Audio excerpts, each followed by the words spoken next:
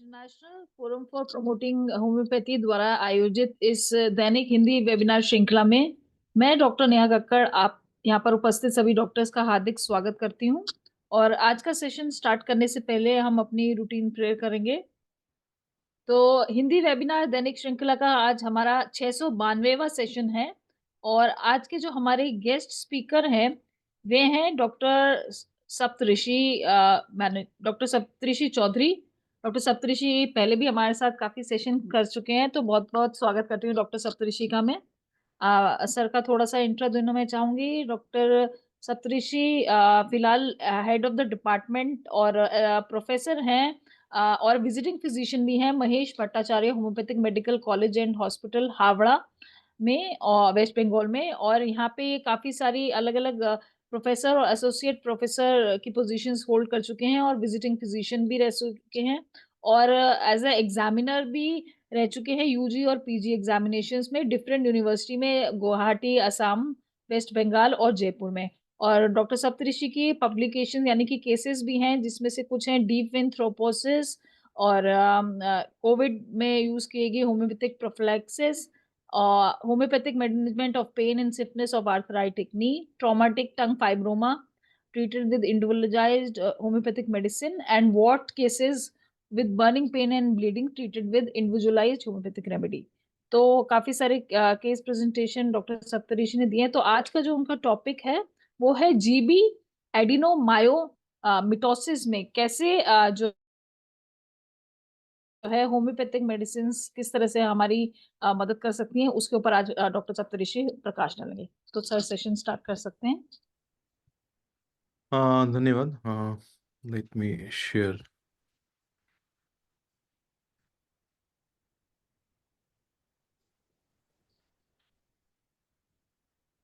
Screen दिखाई दे रहा है? हाँ जी बिल्कुल। जस्ट अ मिनट, थोड़ा मिनिमाइज कर लूं। और ये, हाँ, आई थिंक नाउ हाँ जी पूरा स्क्रीन विजिबल है। ठीक है। धन्यवाद। Many thanks to you for such nice introduction. और मेरा आज का जो टॉपिक है वो गॉल ब्लैडर एडेनोमायोमेटोसिस है।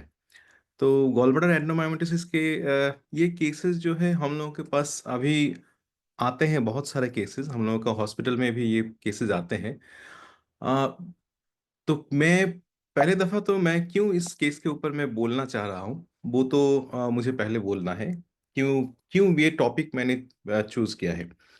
क्योंकि अगर हम लोग अगर देखेंगे तो हम लोग जान सकते हैं, अगर थोड़ा हम लोग वो रिसर्च पेपर वगैरह अगर सर्च करते हैं तो ये जो गॉल ब्लैडर का जो डिजीज बर्डन है वो वर्ल्ड वाइड इंक्रीज हो रहा है। और लगभग मान लीजिए कि 2 लाख के ऊपर गॉल ब्लैडर वाला या बिलियरी ट्रैक्ट का जो कैंसर का केसेस है वो रिकॉर्डेड हो रहा है अभी ग्लोबली, एनुअली। और ये जो नंबर ऑफ जो एडेनोमायोमेटोसिस जो है ये भी बहुत ज़्यादा हो रहा है, क्योंकि अभी यूएसजी अल्ट्रासोनोग्राफी जो है, एब्डोमिनल अल्ट्रासोनोग्राफी, ये बहुत अवेलेबल है सारे जगह पे। और इसका जो प्राइस और कॉस्टिंग जो था पहले से ये भी घटा है। और हम लोगों का जो लाइफस्टाइल है वो भी चेंज हो चुका है। और अभी अब अगर हम लोग देखेंगे तो जैसे मान लीजिए फैटी लिवर या हेपाटोबिलियरी सिस्टम का जो डिजीजेज है वो जो जितना भी दिन जा रहा है वो इंक्रीज हो रहा है। और अ, ये जो चीज़ जो गॉल ब्लैडर एडेनोमायोमेटोसिस इतना ज़्यादा मिल रहा है, मगर हम जो क्लिनिशियंस हैं उन लोगों को इनके बारे में थोड़ा बहुत ही जानकारी पहले हम लोगों का रहता था, और उतना सारा जानकारी बहुत सारे में हम लोग जो हैं उसमें नहीं है। मगर ये जो गॉल ब्लैडर एडेनोमायोमेटोसिस है ये इसका होम्योपैथी में स्कोप है, क्यों है, और कहाँ पर हम लोगों को स्ट्रेस देना है, कहाँ हम लोगों का स्कोप है, कहाँ लिमिटेशन है, ये हम लोगों को जानने के लिए बहुत ज़रूरी है। क्योंकि पेशेंट जब आते हैं हम लोगों के पास ये यूएसजी रिपोर्ट लेके तो वो लोग बोलते हैं कि गॉल ब्लैडर एडेनोमायोमेटोसिस है, तो इसको क्या सर्जरी करना है, या ये क्या प्री मैलिग्नेंट कंडीशन है, या इसका फॉलोअप कैसे करना है एक डॉक्टर की तरह हम जो पेशेंट को ट्रीट कर रहे हैं, और इसका लॉन्ग टर्म फॉलोअप क्या करना है, इसका ये क्या हो सकता है, यहाँ से इसका कॉम्प्लिकेशंस क्या हो सकता है, ये पेशेंट हम लोग से पूछते हैं। तो व्हाट इज गॉल ब्लैडर एडेनोमायोमेटोसिस, अगर हम लोग थोड़ा इसमें प्रकाश डालेंगे तो ये ऐसा है कि ये गॉल ब्लैडर का एक पैथोलॉजिकल कंडीशन है जो बोलते हैं हम लोग ये बिनाइन है और ये एक्वार्ड एक्लीशन है, जहाँ पर एक्सेसिव एपिथेलियल प्रोलिफरेशन होते हैं which is associated with hypertrophy of the muscular muscularis propria, and that is resulting in gall bladder wall thickening. Gall bladder का जो वॉल होता है वो थिकन हो जाता है। एंड समटाइम्स ये जो थिकनिंग जो होता है ये मोर देन 10 मिलीमीटर से भी ज्यादा हो सकता है, ठीक है। और ये जो एक्सेसिव एपिथेलियल प्रोलिफरेशन होते हैं वो क्या होता है, वो आउट पाउचिंग करते हैं उनका म्यूकोसा को आइदर इन टू और beyond the muscle layer, and that is actually forming the intramural mural diverticular. And उसके संग संग ये इसमें अल्ट्रासोनोग्राफी में वो सिस्ट की तरह वो आते हैं। और ये जो ये इंट्राम्यूरल डाइवर्टिकुलर जो ये फॉर्मेशन करता है उसको हम लोग एक नाम देते हैं, उसको हम बोलते हैं रोकेटेंस की एसॉप्स साइनस और रैस। तो हम लोग यहाँ से इसको रैस बोलते रहेंगे। तो दिस वाज फर्स्ट डिस्क्राइब्ड, पहले दफा जो डिस्क्राइब किए गए थे ये रोकेटेंस्की ने किए थे ये 1842 में। देन एशॉप्स उनको फिर 1905 में इनको डिस्क्राइब किए थे। ये रैश जो है ये यहाँ पे कैलकुलाई और कोलेस्ट्रॉल क्रिस्टल्स ये इसमें कंटेन करते हैं। ना ये जो दाहिने में जो तस्वीर है ये जो रोकेटेंस्की एशॉप्स जो साइनस है उसका एक तस्वीर है। यहाँ पे देखिएगा histological section of gall bladder adenomyomatosis. और इसमें जो ये स्टार दिया हुआ है ये जो है ये एक्चुअली वो रैस है। ये रैस का जो कंटेंट होता है ये बाइल करता है और दैट में अंडरगो प्रोग्रेसिव डिहाइड्रेशन। वो जो बाइल रहता है वो प्रोग्रेसिवली डिहाइड्रेटेड होके फिर उसमें कोलेस्टेराइन क्रिस्टल प्रेसिपिटेशन उसमें आ सकता है। और ये जो कोलेस्ट्राइन जो क्रिस्टल्स जो इसमें आते हैं वो एक्चुअली एक क्रॉनिक इन्फ्लामेटरी रिएक्शंस यहाँ पे क्या करते हैं, और ये रिएक्शंस के चलते हुए यहाँ पर इंट्राम्यूरल डिस्ट्रोफिक कैल्सिफिकेशन डेवलपमेंट होता है। आ, जो भी है इसमें जो गॉलब्लैडर का जो सेरोसा है ये serosa is never involve in case of gallbladder adenomyomatosis, जिसको हम यहाँ पे शॉर्ट फॉर्म में जीए बोल रहे हैं, और इसको हम आगे से जीए बोलेंगे। ये रैस जो है ये डाइने में एक एब्स्ट्रैक्ट जो ये पिक्चर दिया हुआ है यहाँ पर अगर अब देखिएगा तो वहाँ पे इसका जो एपिथेलियम जो है उसका जो हाइपरट्रॉफिक म्यूकोजा है इसका जो थिकनिंग मास्कुलरिस प्रोप्रिया जो है और रोकेटेंस की जो एसॉफ साइनस है इसका तस्वीर दिया हुआ है। और नीचे में जो है कि ये डिसेक्टेड गॉल ब्लैडर जो है इसका एक तस्वीर दिया गया है। और हम लोग देख सकते हैं कि ये गॉल ब्लैडर वॉल जो है इसका थिकनेस कितना ज़्यादा हो गया है। और जो एरो जो दिखा रहा है वो एरो जो दिखा रहा है वो जो रैस जो है उसका रैस का जो तस्वीर है वो दिखा रहा है। और ये जो RAS is are necessary for diagnosis, और रैस जो है ये डायग्नोसिस के लिए गॉलब्लैडर एडेनोमायोमेटोसिस डायग्नोसिस के लिए ज़रूरी है, मगर ये जो है ये पैथोग्नोमोनिक नहीं है। एंड ये रैश जो है they may also present specially in case of xanthogranulomatosis, xanthogranulomatosis cholecystitis। और इन ये जो रैश है ये इसे छोड़ के इसके वजह माने कि ये जो जीए है और गॉल ब्लैडर एडेनोमायोमेटोसिस है उसको छोड़ के भी इसमें भी आ सकता है xanthogranulomatosis कोलिसिस्टाइटिस में। एंड उसके संग संग ये जो जीए में जो रैश होता है ये पर्टिकुलरली बहुत डीप होता है।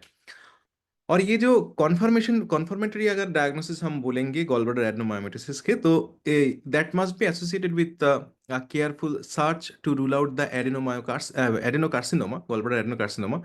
क्योंकि ये जो गॉलब्लैडर एडेनोकार्सिनोमा जो है ये रैस अगर वहाँ पे है उसकी अगल बगल में आइदर विद इन द रैस और एट अ डिस्टेंस ऑफ रैस ये रहता है। और ये जो दोनों पैथोलॉजी है अर्थात माने कि गॉलब्लैडर एडेनोमायोमेटोसिस और उसके संग संग एडेनोकार्सिनोमा ऑफ गॉलब्लैडर, ये दोनों एक साथ कोएग्जिस्ट कर सकता है। तो ये यहाँ पे आके एक क्वेश्चन यहाँ पे बन जाता है, क्योंकि ये जो एडेनोमायोमेटोसिस हम लोग बोल रहे हैं कि ये बिनाइन है। समटाइम्स इट में माफ कीजिएगा मेरा थोड़ा थोड़ा इंग्लिश इसमें आ रहा है। तो ये जो गॉलब्लैडर एडेनोमायोमेटोसिस है इनके संग संग ये गॉलब्लैडर कार्सिनोमा जो है वो भी एक ही संग रह सकता है। तो गॉलब्लैडर एडेनोमायोमेटोसिस है इसका मतलब है कि पूरा पूरा एकदम बिनाइन है, ठीक है, और कुछ हमें देखना नहीं है, ऐसा नहीं करना है। फर्स्ट गॉलब्लैडर एडेनोमायोमेटोसिस अगर वहाँ पे है तो हम उसको वहाँ पे गॉलब्लैडर एडेनोकार्सिनोमा है कि नहीं उसको पहले रूल आउट करना है, उसके बाद हम ट्रीटमेंट करेंगे। और कोई कोई गॉलब्लैडर हम बाद में आएंगे, गॉलब्लैडर एडेनोमायोमेटोसिस जो है इसका कुछ वैरायटीज है जिसमें देखा गया है कि उसमें गॉल ब्लैडर कार्सिनोमा होने की चांस और माने कि एडनोकार्सिनोमा होने की चांस बहुत ज्यादा होता है। तो उस बारे में हम लोगों को थोड़ा सतर्क रहना चाहिए। आ, ये 1960 के पहले इनको बहुत सारा नाम में ये गॉल ब्लैडर एडेनोमायोसिस को बुलाया जाता था कि मान लीजिए hyperplastic adenomyosis, adenomyoma, adenofibromyoma, cystic cholecystitis, ये बहुत सारा नाम, diverticular disease of gall bladder ऐसे बोला जाता था। जुत्रास का एक पेपर है, जुत्रास जे ए, आप देखिएगा 1960 में ये पेपर आया था। उसके बाद से हम ये पूरा जो नोमेनक्लेचर, जो डिफरेंट नाम जो इसको दिया गया था, उसका एक नाम में अभी बुलाया जाता है, गॉल ब्लैडर एडेनोमायोसिस। इसका जो टाइप है, इसको कोई कोई ऑथर जो है इसको चार टाइप में इसको भाग किया है। और अभी हम रिसेंटली में हम लोग क्या कर रहे हैं कि ये इसका जो बी और सी जो दोनों है उसको मिला के एक तीन, अगर लार्जली थ्री डिफरेंट कैटेगरीज में इसको भाग किया गया है। तो एक है तो होता है लोकलाइज्ड और फंडल वैरायटी, एक होता है एनुलर वैरायटी, एक होता है सेगमेंटल वैरायटी, एक होता है डिफ्यूज वैरायटी। और एनुलर और सेगमेंटल वैरायटी, अभी एनुलर वैरायटी को सेपरेट नहीं दिखा के बहुत सारे जो है ऑथर जो है और रिसर्चर जो है, तो वो दोनों को मिला के सेगमेंटल वैरायटी में एक साथ कर दे रहे हैं। ना लोकलाइज जो गॉल ब्लैडर एडेनोमायोसिस है, ये मोस्ट कॉमन है, मगर यहाँ पे भी थोड़ा ये है कि पहले पहले बोला जाता था कि जो इंटरमीडिएट जो सेगमेंटल वैरायटी जो है वो बहुत कॉमन था। अभी बोला जा रहा है कि जो फंडल वैरायटी जो है और लोकलाइज्ड वैरायटी जो है ये बहुत कॉमन है।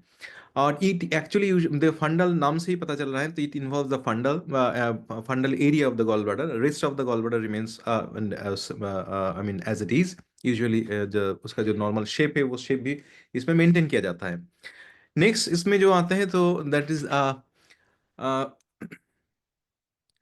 Annular variety. ये एनुलर वैरायटी में ये एक रिंग फॉर्मेशन करता है। देखिएगा यहाँ पे जो तस्वीर दिया हुआ है राइट साइड में, वो रिंग फॉर्म थिकनिंग इसका आता है गॉल ब्लैडर वॉल में, और in the middle portion of the gall bladder wall. And ये क्या करता है, गॉल ब्लैडर को एक्चुअली दोनों भाग से इसको डिवाइड कर देता है। Gall bladder appears contracted in the involve portion, और ये जो होता है इसमें ये इन्वॉल्व होने से ये आवर ग्लास जो मैनिफेस्टेशन है ये हो जाता है। और epithelial proliferation may be particularly conspicuous, and it is subdivided the gallbladder lumen into two separate compartment। ये ऊपर वाला कंपार्टमेंट, ये नीचे वाला कंपार्टमेंट, दोनों साइड में ये डिवाइड हो जाता है। और इसके जो कॉन्सिक्वेंस में क्या होता है, जो बिलियरी जो स्लज है या स्टोन जो है, दैट में accumulate into the isolated फंडल compartment. जो दूर वाला जो फंडल कंपार्टमेंट में है उसमें ये जम जाता है। अभी जो मैंने लास्ट लाइन में देखिए, मैं it should be considered a sub type of segmental. जी सेगमेंटल जो गॉल ब्लैडर एडेनोमायोसिस है उसी का एक सब टाइप में एनुलर वैरायटी अभी कंसिडर किया जाता है। सेगमेंटल जीए जो है, segmental gallbladder adenomyosis, it involve the large portion of the gallbladder world. And typically जो फंडल एरिया जो है वो डिस्टल जो थर्ड एरिया है गॉलब्लैडर का बॉडी का, उसका वो पोर्शन ये इसको इन्वेट करता है। And involve portion appears obviously contracted, ये कॉन्ट्रैक्ट एंड द ये इसका जो कुछ फर्दर कॉम्प्लेक्स वैरायटी भी आता है। बस सेगमेंटल वैरायटी जो है, सेगमेंटल वैरायटी को हम लोगों को थोड़ा सावधानी से हम लोगों को डील करना होता है, क्योंकि सेगमेंटल वैरायटी जो है ये बाद में देखा जाता है कि सेगमेंटल वैरायटी का भी वो जो एनुलर सबटाइप जो है वो वैरायटी, ये इसमें कार्सिनोमा होने के चांसेस ज़्यादा होता है। इसीलिए हम इस वैरायटी को थोड़ा इसको नज़रअंदाज नहीं कर सकते हैं। We have to be very cautious जो when we are dealing with that particular segmental variety और annular variety. And diffuse variety मतलब पूरा जो गॉल ब्लैडर वॉल है, पूरा वॉल में ये इन्वॉल्व होता है। सो ये जो चार मोटा मोटा चार भाग है। और गॉलब्लैडर एडेनोमायोसिस का जो अगर एपिडेमियोलॉजी अगर हम लोग देखेंगे तो ये जो होता है कि ये बोला जाता है कि typically diagnose beyond the age of 50 to 60 years. ये पहले बोला जाता था, मगर अगर हम सिनारियो अभी देखेंगे, ये चेंज हो रहा है और ये वाइड स्पेक्ट्रम में आ रहा है। क्योंकि मैंने पेशेंट्स को देखा है जहाँ पे उसका थर्ड डिकेड ऑफ लाइफ में उसका गॉल ब्लैडर एडेनोमायोसिस है, सेकेंड डिकेड ऑफ लाइफ में गॉल ब्लैडर एडेनोमायोसिस पाया जाता है। इसका एक बहुत सारा बड़ा रीजन जो है हम लोगों का फूड हैबिट और हम लोगों का जो लाइफस्टाइल जो है, ये इतना बदल चुका है, इतना चेंज हो चुका है। तो इसमें सेंट्रल लाइन ओबेसिटी और डिस्लिपिडेमिया, ये सारी चीज़ बहुत ज़्यादा हो रहा है अभी। और ये जो जंक फूड वाला जो चक्कर है इन इनमें, ये बहुत सारा ये केसेस बहुत बढ़ गया है अभी। तो ये जो 50 to 60 ईयर्स वाला एज का जो कैटेगरी था, ये हमेशा ऐसा नहीं है, इसका पहले भी मिल सकता है। और पहले बोला जाता था कि ये मेल और फीमेल में ऑलमोस्ट 1:1 रेशियो में आता है, मगर कुछ कुछ स्टडीज में देखा गया है कि ये फीमेल में ज़्यादा हो रहा है, क्योंकि हम लोग जानते हैं सर्जरी से के नॉलेज से कि fatty fair female of 40 usually suffers from this gall stone. तो उसी के चलते हुए फीमेल में ये ज़्यादा पाया जाता है। पीडियाट्रिक एज ग्रुप में भी ये मिलता है, ऐसा नहीं है कि, और फास्ट या फास्ट फास्ट जो डिकेड ऑफ लाइफ उसमें भी ये एडनोमायोमेट्रिस मिलता है, मगर कम है।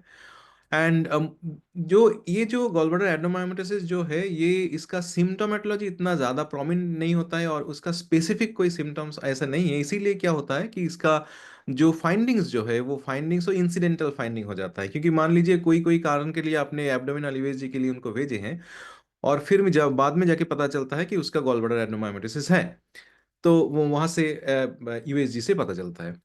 सो अगर इसका पैथोजेनिसिटी हम अगर देखेंगे, तो गॉल ब्लैडर एडनोमायोमेट्रिस का डेफिनेट कोई pathology is not establish as of now. ये कॉन्जेनिटल भी नहीं है, क्योंकि कॉन्जेनिटल केसेस जो ऐसा नहीं मिलता है, और fewer than 10 cases have been reported till date. और ये एक वाइडली एक्सेप्टेड डिजेनरेटिव डिजीज बोलते हैं इनको। और increased intraluminal pressure secondary to neurogenic dysfunction, that may play a role, that is again a hypothesis। And anomalous pancreatobiliary ductal union, ये जो चीज़ है, ये इम्पॉर्टेंट एक चीज़ है। ये एक्चुअली एनोमेलस पैंक्रिया, इसमें क्या होता है, पैंक्रियाटिक जूस जो होता है वो फिर रेट्रोग्रेड वे से आके गॉलब्लैडर में ये प्रवेश करता है। So anomalous pancreatobiliary ductal union which causes a chronic reflux of pancreatic fluid into the gallbladder, that may explain occurrence of GA। And obviously this variety we also have to very very careful, because this variety has a chance, because of inflammation, वो जो pancreatic fluid जो है वो फिर gallbladder में अगर आएगा, तो that actually causes a chronic inflammation, and obviously which is a potential threat for carcinoma। So that in that case also we have हम लोगों को बहुत सावधान रहना होता है। कोएग्जिस्टिंग गॉलस्टोन एक्चुअली इसमें आता है, मोर देन 50% ऑफ पेशेंट में ये पाया गया है जो गॉलब्लैडर एडेनोमायोमेट्रिस में सफर कर रहे हैं। And up to 90% of segmental GA, segmental variety हम लोग जो बोला है उसका जीए का इसमें पाया जाता है। But no positive relationship has been proved, अभी तक ये प्रूव नहीं हुआ है कि गॉलब्लैडर अगर उसका स्टोन है, तो इसका इसके कारण से ये गॉलब्लैडर एडेनोमायोमेट्रिस ये हो रहा है। गॉलब्लैडर एडेनोमायोसिस में increase in size over time, ये जो इसका जो गॉलब्लैडर एडेनोमायोसिस का जो वॉल थिकनेस है, इसका जो साइज है, ये साइज समय के साथ ये बढ़ सकता है, मगर ये चेंज जो हो रहा है, you one cannot consider that it is a malignant thing. यहाँ पे भी एक थोड़ा क्वेश्चन मार्क है। नाउ क्लिनिकल अगर प्रेजेंटेशन इसका अगर देखेंगे, तो यूजुअली ये एसिम्टोमेटिक है या पॉसिसिम्टोमेटिक है। और इसका rarely it can manifest itself as authentic biliary colic. ये ऑथेंटिक बिलियरी कॉलिक जो होता है, ये ऑथेंटिक बिलियरी कॉलिक की तरह भी ये नहीं होता है। और इसमें ज़्यादातर जो होता है, हम लोग जिसको बोलते हैं कि फ्लैटुलेंट डिस्पेप्सिया, हम लोग जैसे बोलते हैं कि ब्लॉटेड एब्डोमेन हो गया, पेट भारी भारी हो गया, खाना नहीं पच रहा है, फैटी फूड जो है उसमें इंटॉलरेंस हो रहा है, ठीक है, फ्लैट आइस ज़्यादा पस कर रहा है। और ये जो अगर अगर हम सब होम्योपैथ है, तो हम अगर इस तरह बोलेंगे कि चाइना वाला या लाइकोपोडियम वाला या कारोवेज वाला जो सिम्टम्स जो हम लोगों का होता है, वो पाल्सिडिला वाला जो सिम्टम होता है, वो जीएस सिम्टम वो थोड़ा ज़्यादा इसमें मिलता है, वैसे vague symptom, but it's not like that. Obviously we can under हम लोग जो समझ सकते हैं कि हेपेटोबिलियरी सिस्टम का थोड़ा या जीआई सिस्टम का थोड़ा अपसेट है, मगर ये कोई ठोस या सबूत नहीं होता है कि ये जीए का ही सिम्टम है। So it is not uncommon that patient describe pain for many years duration इसमें। और ये जो नॉन स्पेसिफिक सिम्टोमेटोलॉजीज जो है, ये एक प्रॉब्लम होता है जीए को डायग्नोसिस करने के लिए। Sometimes GA can also reveal the by first attack of acalculous cholecystitis। Suddenly acalculous cholecystitis के जैसे पेन अगर हो रहा है, उस टाइम में अगर यूएसजी किया, तो stone is not there, and it is because it is acalculous। But sometimes वहाँ पे ये जीए का जो फीचर्स है वो हम लोगों को मिलता है। तो यहाँ पे क्लिनिकल प्रेजेंटेशन, अगर डायग्नोसिस हम बोलेंगे, तो फिर कैसे डायग्नोसिस करेंगे इसको, क्योंकि सिम्टोमेटोलॉजी जो है कोई तो स्पेसिफिक इसका डिजीज का कोई सिम्टोमेटोलॉजी नहीं है। तो डायग्नोसिस जो है ये पूरी तरह डिपेंड जो करता है, वो डिपेंड करता है यूएसजी का जो सोनोलॉजिकल डायग्नोसिस जिसको हम बोलते हैं उसके ऊपर, या imaging modalities, not only sonology, various kinds of sonologies and CT scan, MRI, बहुत सारा चीज़ है उसमें। तो image procedure is very important. तो एमंग द इमेज प्रोसीड्यूर, ये एब्डोमिनल और ट्रांस एब्डोमिनल हम लोग जिसको यूएसजी बोलते हैं, दैट इज वेरी इंपॉर्टेंट। इसमें जीबी का जो वॉल है, गॉल ब्लैडर का जो वॉल है, उसका थिकनिंग हम लोगों को दिखना मिलता है more than 3 millimetre, that represent a hallmark for gall bladder adenomyosis. And इसमें जो एक चीज आता है, जो हम लोग जो रैस का जो ये बोले हैं, that is small anechoic cystic spaces, जो 1 से 10 मिलीमीटर तक इसका जो ये होता है, that represents a clear bile filled RAS within GB wall are pathognomonic for this gall bladder adenomyosis. और ये रैश अगर है और अगर उसके अंदर कोई कोलेस्ट्रॉल क्रिस्टल्स अगर उसमें जम रहा है, तो वो क्या होता है, जब जो यूवी अल्ट्रासाउंड का जो बीम अगर उनके ऊपर पड़ता है, वो क्या करता है कि वो बीम को वो रिफ्लेक्ट करता है।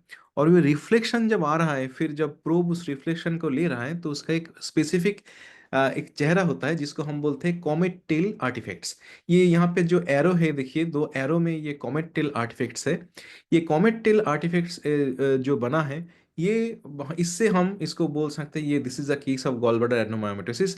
अगर हमको ये बाद वाला जो नेक्स्ट पिक्चर जो है, ये कॉमेट टेल आर्टिफैक्ट्स छोड़ के और एक ये कॉमेट टेल आर्टिफैक्ट्स जो देखिए ए नंबर में एकदम लेफ्ट साइड का जो पिक्चर है, उसमें ये जो ग्रे हम लोग का यूएसजी करते हैं, उसमें अगर कलर डॉपलर अगर उनमें ऐड किया गया है, तो और एक चीज हम लोग को मिलता है, उनको हम बोलते हैं ट्विंकलिंग आर्टिफैक्ट्स। ये बीच वाला जो पिक्चर है, उसमें देखिए ट्विंकलिंग आर्टिफैक्ट्स है। यहाँ पे rapid alteration of blue and red Doppler signals जो आता है, that is also actually highly reflective from the cholesterol crystal, ये कोलेस्ट्रॉल क्रिस्टल्स को दिखा रहा है। तो ये दोनों जो चीज़ें, तो एक हम लोग को कर सकते हैं नॉर्मल जो यूएसजी हम लोग को यहाँ पे होता है, ग्रे स्केल यूएसजी। तो ग्रे स्केल यूएसजी में हमको ये मिलेगा कि कॉमेट टेल आर्टिफैक्ट्स, और कलर डॉपलर अगर कर रहे हैं तो उसके ये ट्विंकलिंग आर्टिफैक्ट्स मिलेगा। ये आर्टिफैक्ट्स में मिलने से हम लोग बोल सकते हैं yes, this is a case of GA और गॉल ब्लैडर एडनोमायोसिस। और एकदम डाइना का जो पिक्चर है, उसमें देखिए ये एनोइकोइक एनिकोइक रैश जो हम लोग को दिख रहा है, क्योंकि इसमें बाइल है और इसमें कोई कोलेस्ट्रॉल क्रिस्टल्स नहीं है, इसलिए बीम जो है वो रिफ्लेक्ट होके वापस आके फिर ये कॉमेटल अपीयरेंस नहीं दे रहा है। मगर ये इसमें इसमें हम लोग देख सकते हैं, ये जो अपीयरेंस जो है, इसको एनिकोइक रैश बोलते हैं, and that is pathognomonic for gall bladder adenomyosis. तो ये जो साधारण यूएसजी हम लोग रोज डेली जो यूएसजी हम लोग का जो होता है, जो हॉस्पिटल में होता है, बाहर में हम लोग पेशेंट को जो देते हैं, तो इसमें ये चीज आता है। नेक्स्ट यहाँ पे एक चीज बोलना है कि ये यूएसजी का कुछ लिमिटेशन है। लिमिटेशन एक तो है कि ये जो ऑपरेटर डिपेंडेंट है, अगर operator is not very good at this thing, he may और she may miss that thing.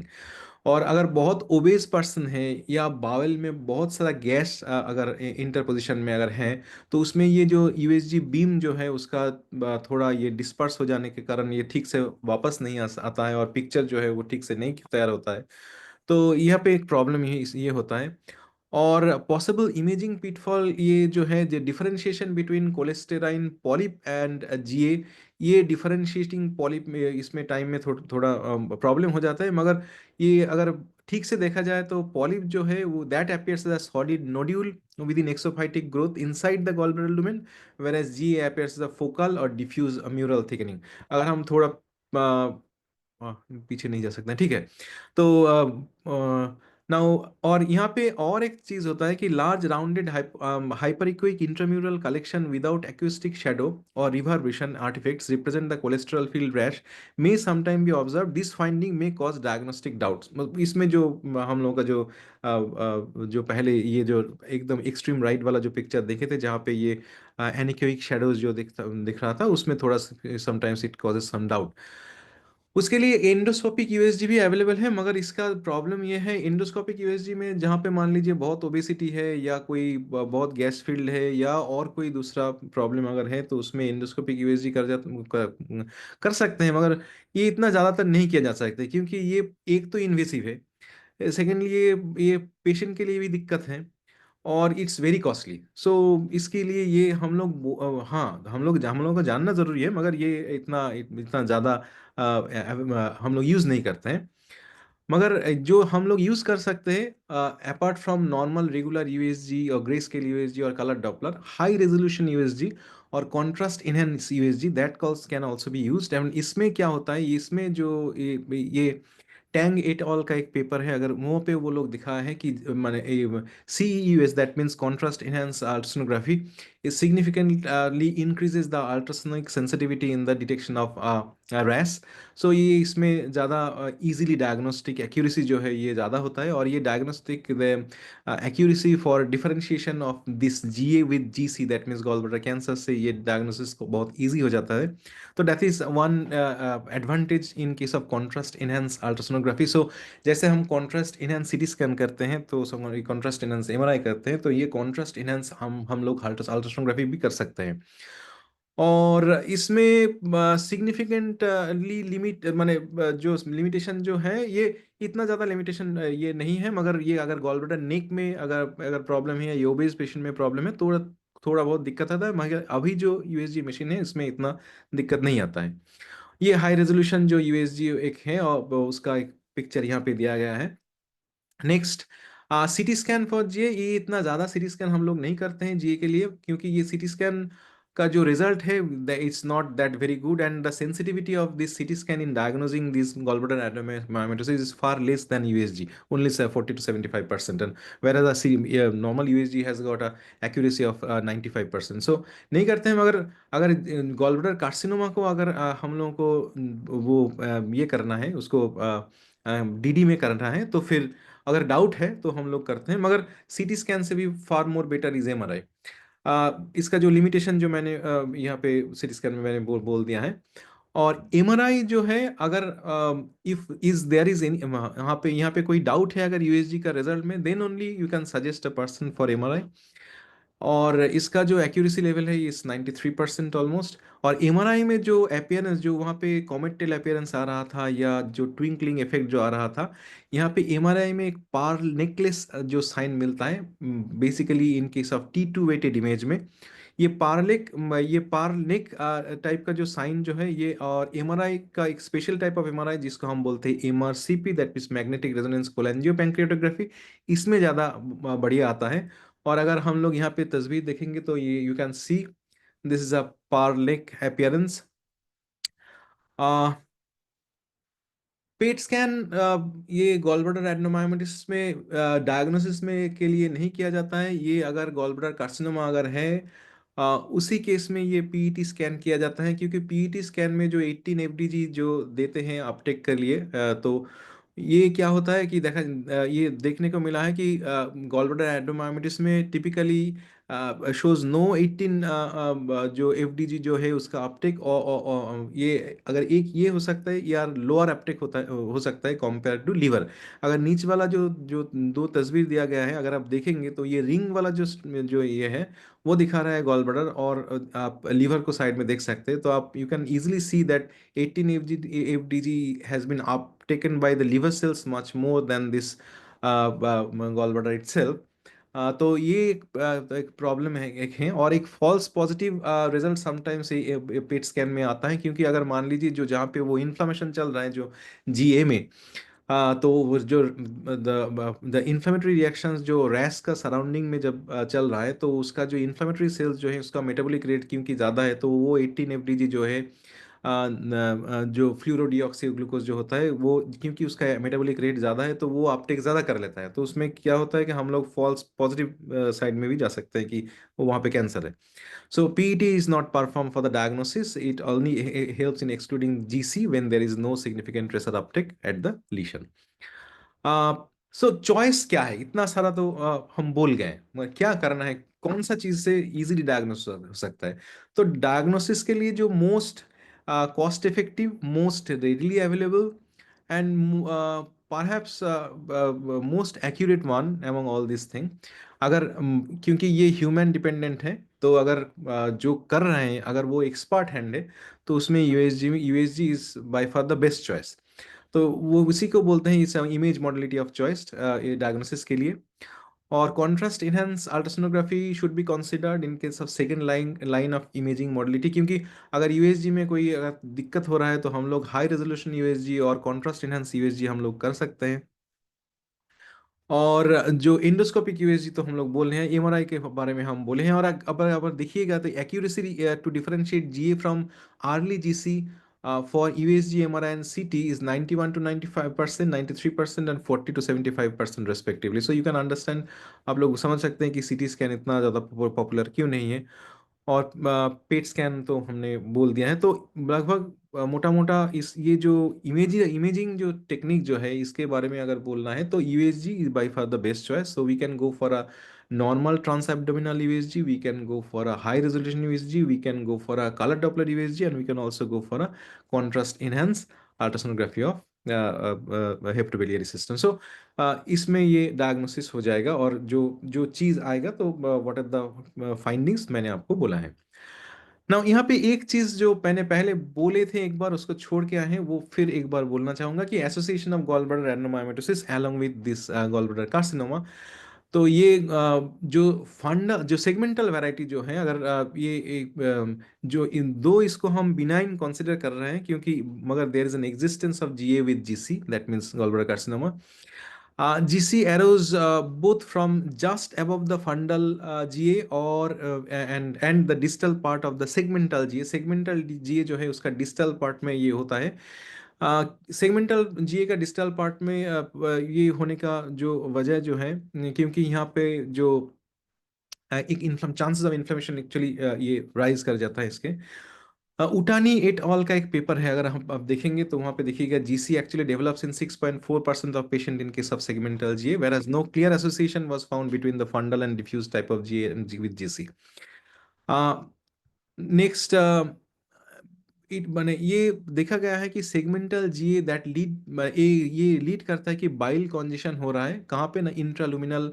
और बाइल कॉन्जेशन ये फंडल जो सेगमेंट जो इसका है उसमें मतलब कि ये सेगमेंटल का जो नीचे का, अगर ये जो तस्वीर है ये इसका जो अगर जो ब्लाइंड जो एंड है अगर उसकी तरफ में वहाँ वहाँ पे जो है वो बाइल कॉन्जेशन वहाँ पे ज़्यादा हो रहा है। और इंट्रालुमिनल हाइपरटेंशन यहाँ पे हो रहा है at distal part of the gall bladder, that actually leading to chronic inflammation उसमें हो रहा है। और ये chronic inflammation is also regarded as a cancer causing factor. So that's why segmental या जो एनुलर जो टाइप हम वैरायटी सब टाइप बोल रहे थे सेगमेंटल, उसी में कैंसर होने के चांसेस ज़्यादा होता है गॉल ब्लैडर कार्सिनोमा। और the an association between dysplastic adenoma and diffuse GA also described, but it is not that much prominent. And और एक जो पेपर है नबाटामे इट ऑल, ये इनका पेपर जो है उसके उसमें दिखाया गया है 6.6% of patient with segmental GA had GC. तो ये जो एक चीज़ है तो और डिफरेंट ऑथर्स और भी हैं जो ये बोलते हैं कि जीए के कारण के लिए और गॉल ब्लैडर एडेनोमायोमेटोसिस के कारण के लिए गॉल ब्लैडर कार्सिनोमा नहीं हो रहा है। गॉल ब्लैडर एडेनोमायोमेटोसिस के कारण के लिए यहाँ पे क्या हो रहा है, ये कोलिसिस्टाइटिस हो रहा है या वहाँ पे जो स्टोन फॉर्मेशन कर रहा है, और उसी के चलते हुए क्रॉनिक कोलिसिस्टाइटिस या स्टोन अगर रह रहा है वहाँ पे इम्पैक्टेड स्टोन रह रहे हैं, वो बाद में जाके गॉल ब्लैडर कार्सिनोमा के कारण बन रहा है, मगर directly GA is not responsible for gall bladder carcinoma. तो बहुत सारा यहाँ पे ये है। सो अगर मैनेजमेंट पे देखा गया है स्टैंडर्ड प्रोटोकॉल जो है अभी मॉडर्न मेडिसिन में, तो there is no universal accepted guideline for management. So reliability of diagnostic imagery of GA and how far is the probability of malignant changes are two key determinant factor in the management.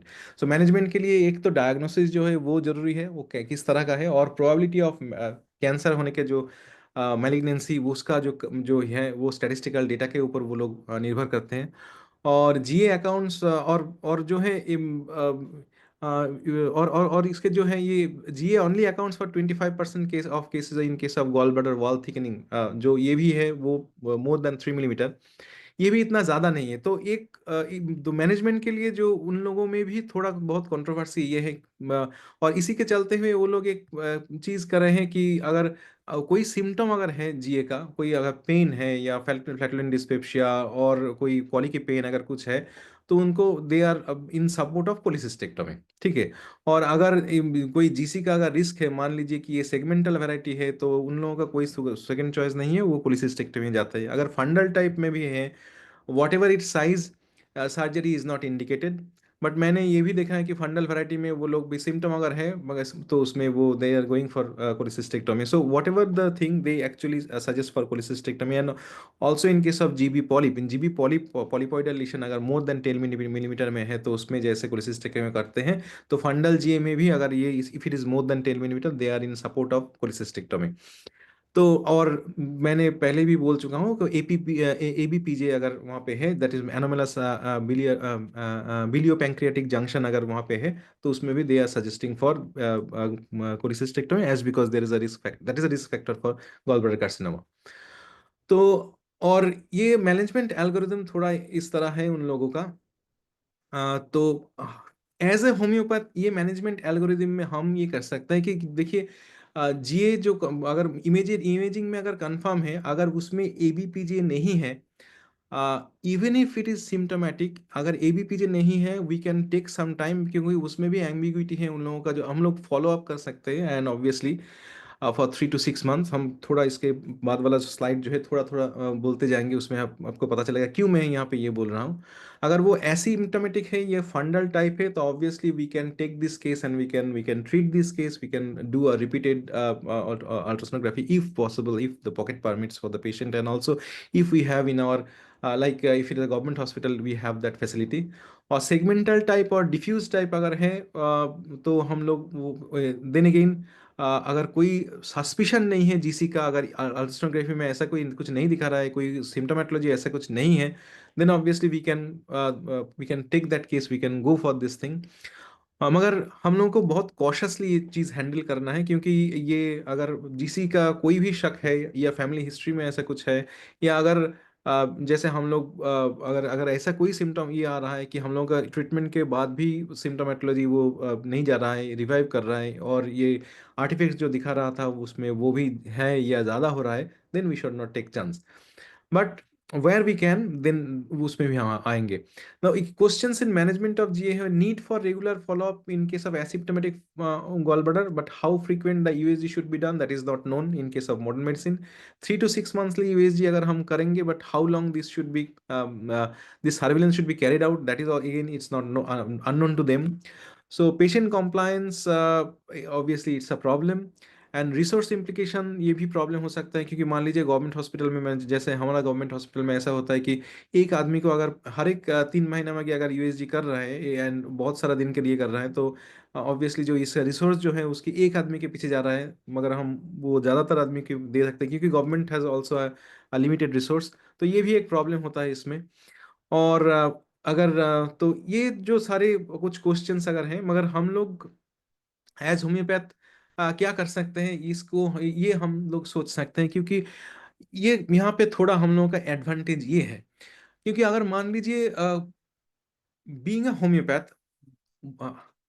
अब तक what ever I have discuss up till now, it's regarding the disease is in its diagnosis, how to diagnose this thing, where when और कहाँ पे हम लोगों को cautious रहना है, कौन सा केस हम लोग ले सकते हैं। मान लीजिए सेगमेंटल और एनुलर जो वैरायटी है, उसको अगर हम थोड़ा सावधानी से उसको पेश आए, और बाद बाकी जो बस जो वैरायटीज है उसको हम ले सकते हैं। अगर उसमें कोई गलब्लैडर कार्सिनोमा का अगर कोई कोई ऐसा कुछ चीज़ नहीं है, तो हम लोग ले सकते हैं, ये जैसे ले सकते हैं। उसके संग संग हम लोगों का जो ऑर्गेनम का जो नॉलेज है, हम लोगों का फिलोसॉफी का जो नॉलेज है, वो फिलोसॉफी का नॉलेज हम लोगों को थोड़ा और स्ट्रेंथन करता है, कि कौन सा वाला केस हम ले सकते हैं। क्योंकि Hahnemann has clearly stored in aphorism 3, हम एक बार आप लोगों को बोलना चाहेंगे कि एक बार नहीं दे, वहां पे एक चीज ले जाता है, if the physician clearly perceives what is to be cured in disease, तो we are not treating the disease, we are treating the sick individual. तो अगर सिक इंडिविजुअलिटी में अगर सिम्टम ऐसा है, जो symptomatology uncommon, rare, peculiar, that is the characteristic symptom of that particular person in that particular time, अगर वो है, I can take that case surely. अगर वो जो सिम्टम दे रहा है वो खाली डिजीज का ही सिम्टम दे रहा है, कोई अनकॉमन पिक्यूलियरिटी अगर नहीं है, then we have to be very cautious.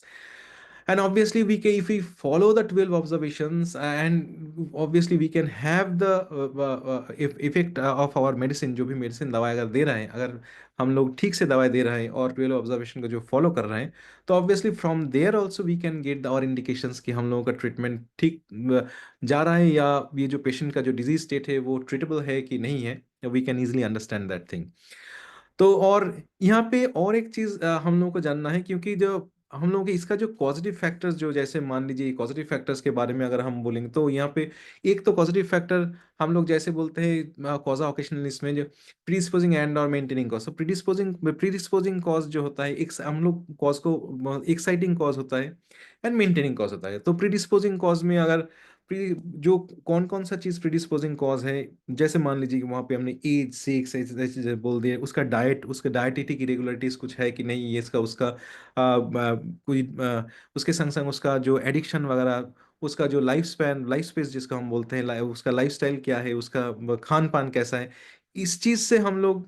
और उसका जो कोई एक्साइटिंग फैक्टर्स मान लीजिए अगर इसके लिए अगर कोई है, कुछ है, कोई डिजीज के बाद में ये फिर ऐसा सिम्टम अगर आ रहा है, कोई वाला सिम्टम, तो obviously we have to consider all this thing. और तो इसका जो यहाँ पे Hahnemann has clearly written in aphorism number 5, वहाँ पे देखिएगा. तो अगर वहाँ पे हम लोगों का उसका मॉरल मॉरल और इंटेलेक्चुअल कैरेक्टर देखना है, उसका ऑक्यूपेशन देखना है, mode of living and habits देखना है, social and domestic relation, age, sex, sexual functions, that all these things has to be taken in consideration. And from there, not only for selection of our medicine, but also what would be the fate of that particular case, क्या हो सकता है वो भी. And इसका पीछे जो है दैट इज द माजम. इसका जो माजम का जो कॉन्सेप्ट है, ये माजम का कॉन्सेप्ट जो है उसको हमें उस माथा में लेना है, क्योंकि अगर वो जो हम लोग का प्रॉपर केस टेकिंग कर रहे हैं, उसके बाद उसका जो फैमिली हिस्ट्री है, उसका जो पास्ट हिस्ट्री है, उसका जो पर्सनल हिस्ट्री है, यहाँ से अगर जो सिम्टोमेटोलॉजीज जो हम लोगों के पास आ रहा है, अगर वो सिम्टोमेटोलॉजी से अगर हम जो उसका माजमेटिक स्टेट जो है, क्योंकि एक तो माजम नहीं आता है, मिक्स माजम से आता है, ये दो या तीन मोस्टली, और उसमें कौन सा उसका जो ट्रेंड क्या है, किस तरफ है, ये अगर हम लोग, और उसका जो ये क्या हो सकता है प्रोबेबिलिटी, तो हम लोग वहां से तैयार कर सकते हैं. So according to Hahnemann, obviously ये जो नियोप्लासिया और jaundice, all this symptomatologies are coming basically from the part of psora. You people also know that thing. तो मैं थोड़ा थोड़ा इसमें एक बार रिमाइंडर दे रहा हूँ कि यहाँ यहाँ से हम लोग इसका जो फेट एंड इटियोलॉजी बोथ हम यहाँ से देख सकते हैं, and obviously depending on that thing we can also select our medicine.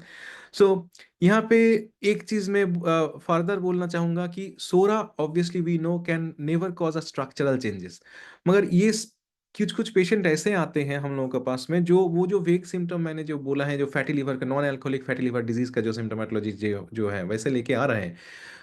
If it is gallbladder adenomyosis just शुरू हो चुका है, उसका जो लेबोरेटरियल डायग्नोसिस में जैसे हम दिखा रहा है, if it is more than 3 millimetre और 10 मिलीमीटर उसका थिकनेस हो रहा है, या उसके वहाँ पे रैश फॉर्मेशन कर रहा है, या कोई कॉमेटल अपीयरेंस आ रहा है, वो तो बाद में आ रहा है. उसका एक धाप या दो धाप पहले अगर वो पेशेंट मेरे पास आ रहा है, then that is in a psoric predominance is there, and obviously it's a functional symptomatology that is only coming. We also have an ample scope of treatment, and obviously we can prevent that person to go into this kind of thing, GA. And kyunki segmental GA, obviously annular part, obviously that has a chance of coexisting with GC, as we all know. So bilious nausea and vomiting coming at regular interval, better from rest, quiet from sleep, these are all sorry. Now repugnant of boiled food. एक चीज देखिएगा कि the craving and longings are the basic phenomena of great therapeutic value. हम लोग जानते हैं. And obviously we have to take that thing in consideration. And Hahnemann के chronic disease से हम लोग जानते हैं कि chronic disease में if one is suffering, he actually craves for all those things which are very much harmful to his or her health. And that's why here also the patient also have a crave for fried and highly seasoned food. ये gall bladder pathology का जो आदमी होते हैं, fatty liver का जो आदमी होता है, हेपेटोबिलियरी सिस्टम का जो डिजीज जो मरीज होते हैं, उनमें ये ज्यादातर पाया जाता है.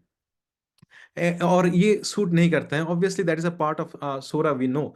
And sense of fullness, gas, bloated etcetera and markedly psoric traits. जो मैंने इसका जो वेग सिम्टोमेटोलॉजी में जो सिम्टम बताया था, वो भी सिम्टम आप यहाँ पे देख सकते हैं सोरिक मैनिफेस्टेशंस में, वो सारा सिम्टम यहाँ पे दिया गया है।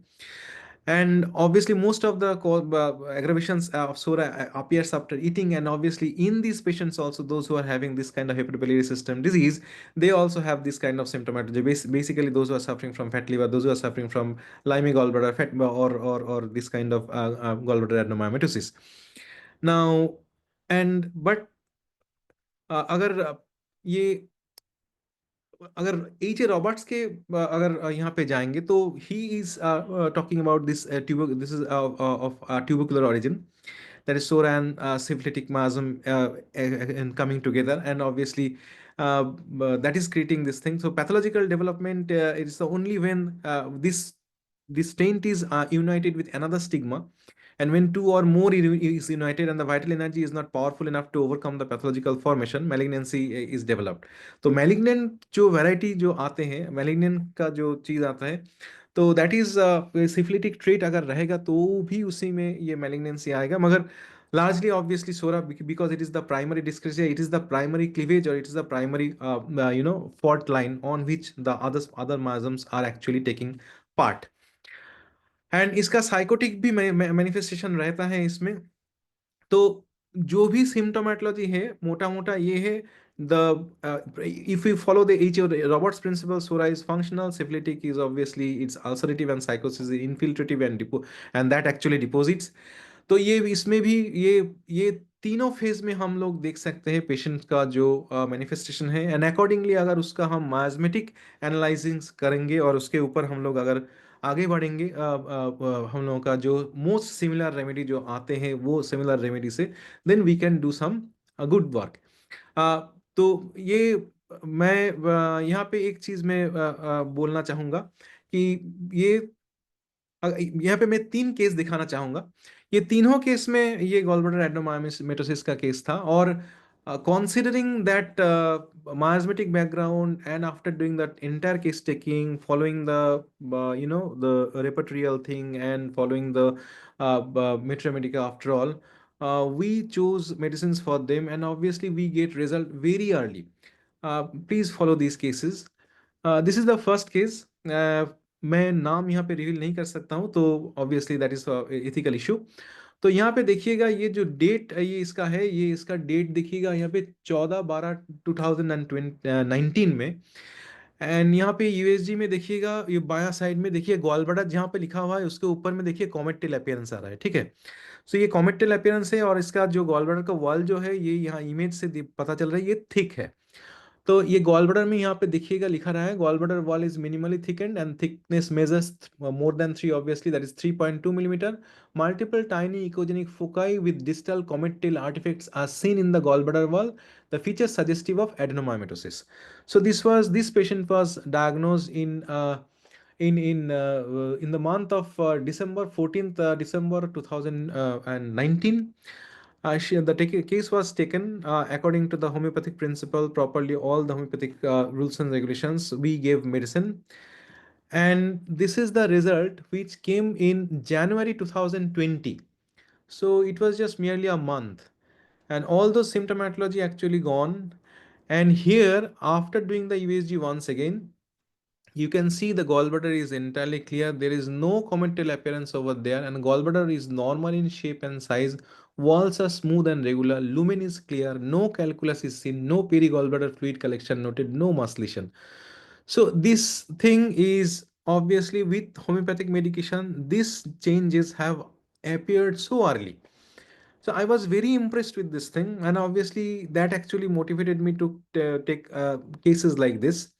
ये आप लोग भी करते हैं हम जानते हैं, मगर मैंने थोड़ा बचा के रखा है बोलने के लिए, क्योंकि हम लोग जो स्टूडेंट्स हैं उनको भी बोलते हैं, क्योंकि हम मुंह से बोलते हैं तो ये इतना ज़्यादा नहीं होता है इफेक्ट, अगर we can show the result.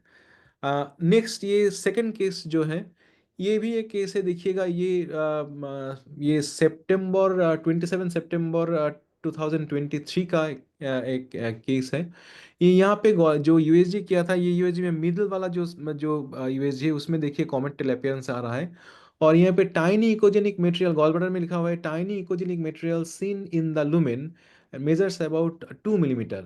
यहाँ पे जो यूएसजी का ये है वो पे उसको पॉलिप या कोलेस्टेरॉल पार्टिकल्स ये लिखे थे वो। It's a comet tail appearance and sometimes polyp जैसा ये दिखता है, क्योंकि थर्ड जो पिक्चर है उसी से उनको पॉलिप लगा था। तो ये वो दैट वाज द डायग्नोसिस।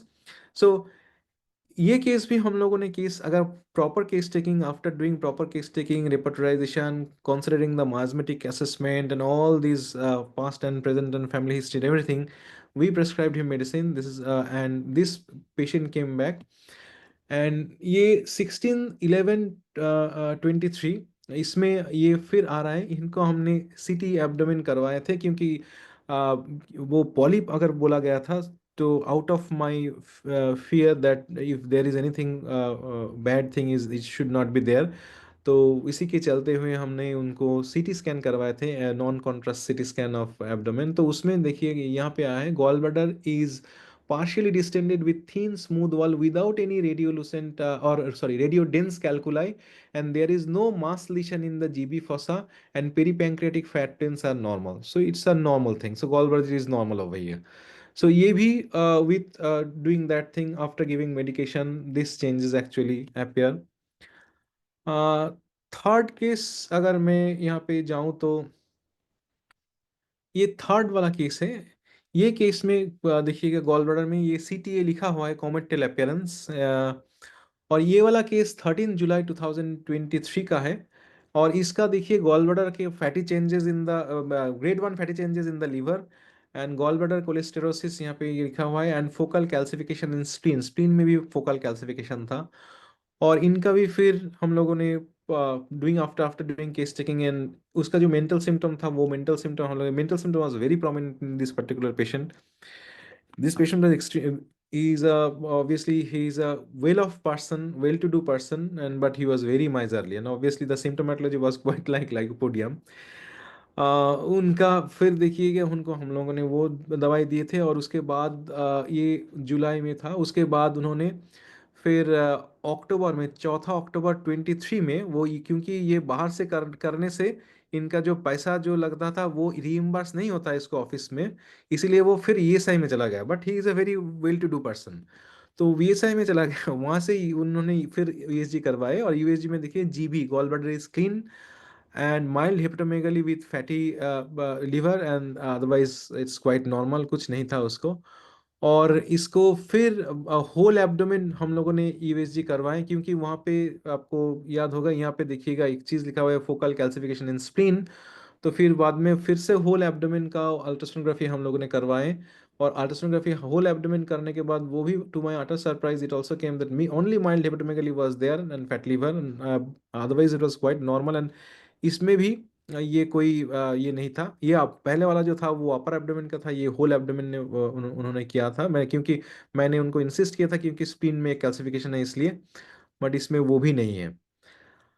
सो ये गॉलब्लैडर एडेनोमायोमेटोसिस जो है मेरा आज का जो टॉपिक था gallbladder adenomyomatosis, it is saying to be a degenerative type of changes in gallbladder. Obviously it's a benign thing, but we have to remember that thing it ये coexist कर सकता है गॉलब्लैडर कार्सिनोमा के संग संग।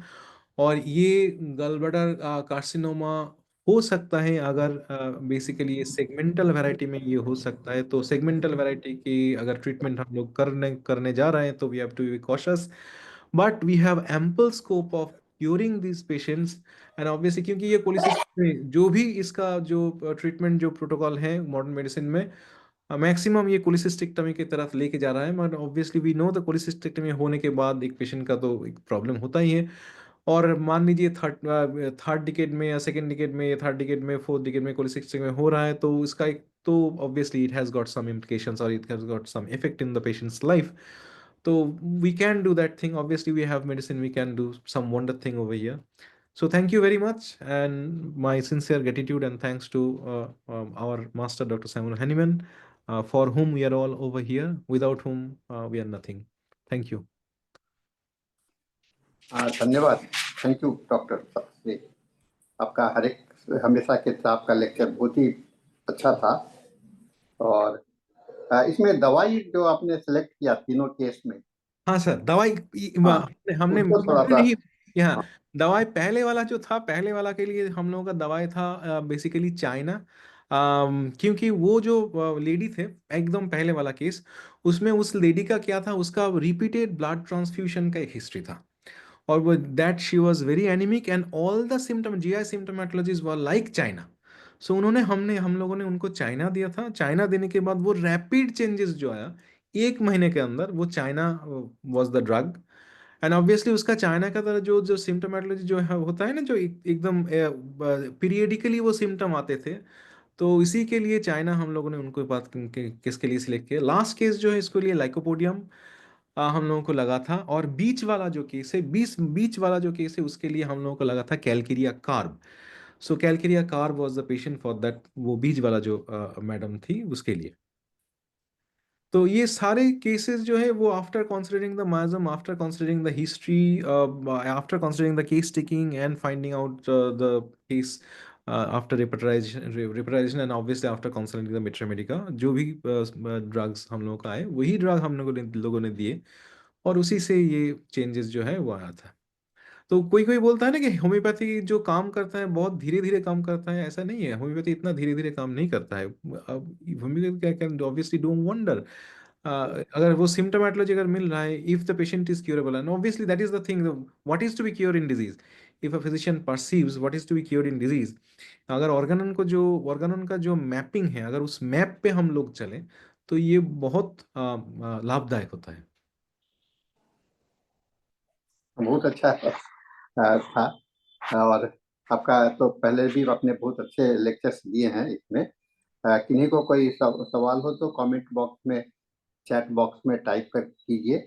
आप अपना व्यू रख सकते हैं और कमेंट कर सकते हैं। हम लोग के पास में अभी 4 मिनट का समय है। जिनको कुछ पूछना हो टाइप करके पूछ लीजिए। वैसे बता दें डॉक्टर सप्तरी जी को काफी बिजी हैं, और खास करके अपने महेश भट्टाचार्य होम्योपैथिक कॉलेज मुझे जाने का मौका मिला है।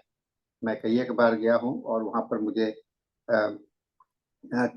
पेशेंट को देखने का ऐसे भी बंगाल में जितने भी होम्योपैथिक मेडिकल कॉलेज है, एनआईएच है, डीएनडे है, और ये महेश भट्टाचार्य साहब है, सभी जगह पर पेशेंट का भीड़ बहुत रहता है।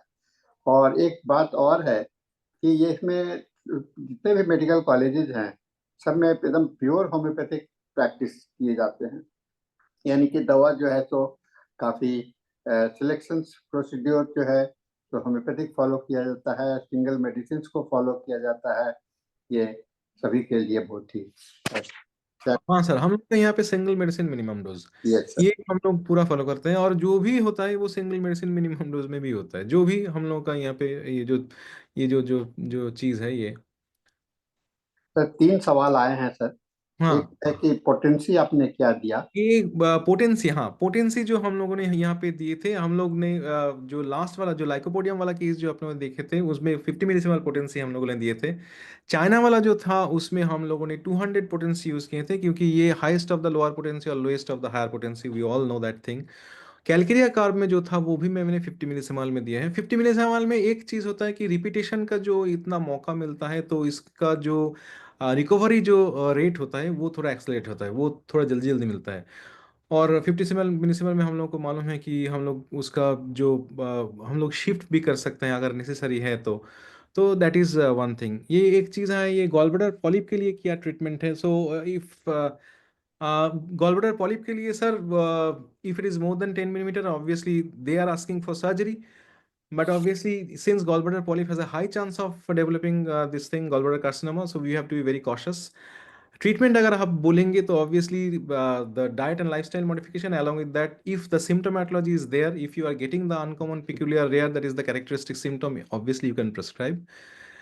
But the thing is that while treating that particular patient, you have to do a serial ultrasonography, and you have to see whether, and obviously the other markers for carcinoma that you have to see. And obviously we have to very, very cautiously take the case, because if there is a in history, if in the family history, in the primary or the first degree relative of अगर इसमें कोई cancer वगैरह है, ये है, तो उसको थोड़ा देखना है. Or if the patient is having any kind of chronic inflammatory disease in his body, which can actually increase the ROS, that means reactive oxygen species, अगर वो inflammation अगर कर रहा है, तो obviously there is a chance to turn up into a bad thing. So वो थोड़ा अगर सावधानी बरते, तो obviously we can do that thing.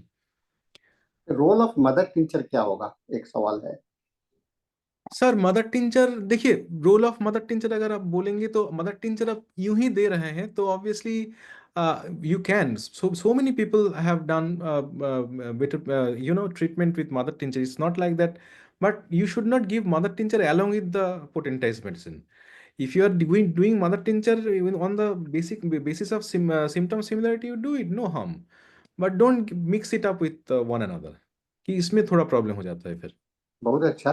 एक ने डॉक्टर विमेश अरोड़ा ने अपना एक केस बताया है, जिसको कि उन्होंने कार्डुअस मैलिनस से. Cardus मैलिनस is extremely good drug. ये होता है, ये ऐसा कोई बात नहीं है सर. एक चीज, doctor Hahnemann has asked all of us not to be prejudiced. We have to be unprejudiced observer. Fine. But thing is that we should not deviate from our principle. Keeping the principle alive, we should not be we should be unprejudiced, but we have to keep our principles alive. We have to stick ourselves to the principle. बहुत अच्छा sir. Bengali में कहावत होता है sir, দ্বার বন্ধ করে দিয়ে ভ্রমটাকে রুখি, সত্য বলে আমি তবে কোথা দিয়ে ঢুকি. बिल्कुल We sir. close our door, and in the fear that we should not allow anything wrong to come up to us, but obviously equally the truth will also be will also remain outside. It will not be able to come inside our room if you are keeping the doors. So we have to keep the doors and windows open, but we have to be very cautious what is true and what is not true regarding. Thank you sir. Thank you. Thank you बहुत sir. अच्छा रहा. और विमेश और इन्होंने एक जो पूछा है गॉल ब्लैडर पॉलिपस का, मुझे लगता है कि ये जवाब मिल चुका है. मुझे सवाल देने का जो उत्तर नहीं है. हम लोग का समय भी समाप्त हो गया है. हम लोग आगे नहीं बढ़ पाएंगे. तो सबसे जी इसी तरह से और भी केस को लेकर के आइए, और भी प्रेजेंटेशंस को. आपको बहुत बहुत बधाई, बहुत बहुत धन्यवाद. आपके इस कांस्टेंट हम लोगों को जो आप सपोर्ट कर रहे हैं हमारे साथ में, उसको मैं आपका स्वागत करता हूं. इसके साथ में हिंदी सेशन समाप्त होता है, और session is handed over to doctor Dhanesh for English session. Thank you sir. Goodbye. Thank you. Good bye.